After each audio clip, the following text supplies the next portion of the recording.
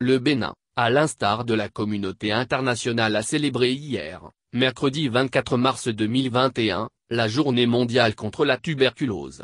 L'événement, qui est cette année à sa 26e édition, a été célébré au plan national au Centre national hospitalier universitaire de pneumophysiologie Lazaret à Cotonou.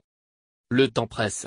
Il faut agir vite pour atteindre les objectifs de lutte contre la tuberculose.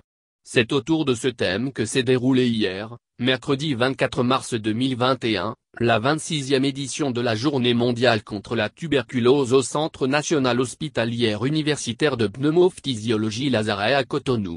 Dans son mot de bienvenue, le coordonnateur du Programme national de lutte contre la tuberculose, PNT, Dissou Afolabi, s'est réjoui de la célébration de cette journée. À l'en croire, la tuberculose est là et continue de faire des ravages malgré la pandémie du Covid-19. Nous devons donc plus que par le passé nous investir pour lutter efficacement contre le fléau tuberculeux.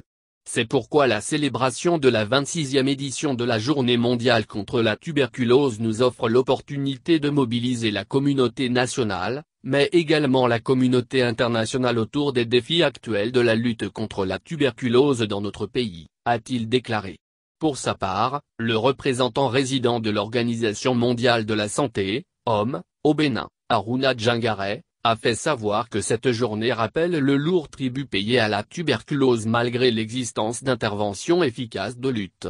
Au nom de l'OMS, il a invité les gouvernements, les communautés touchées, les prestataires de soins de santé à unir leurs forces pour intensifier la riposte à la tuberculose et veiller à ce que personne ne soit laissé pour compte.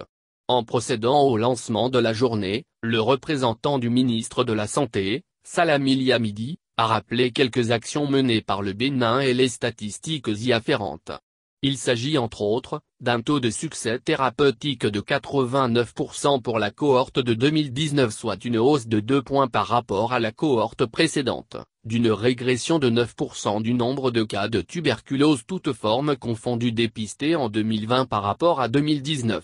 99% des patients tuberculeux testés pour le VIH, dont 14% séropositifs, le taux de décès élevé, soit 7% parmi les tuberculeux de façon générale, et 17% parmi les co-infectés du VIH, etc. Pour finir, il a invité les uns et les autres à faire face aux nouveaux défis résultant essentiellement de l'avènement de la pandémie de Covid-19, en redoublant d'efforts et en adoptant des stratégies innovantes pouvant affermir les performances acquises par le programme.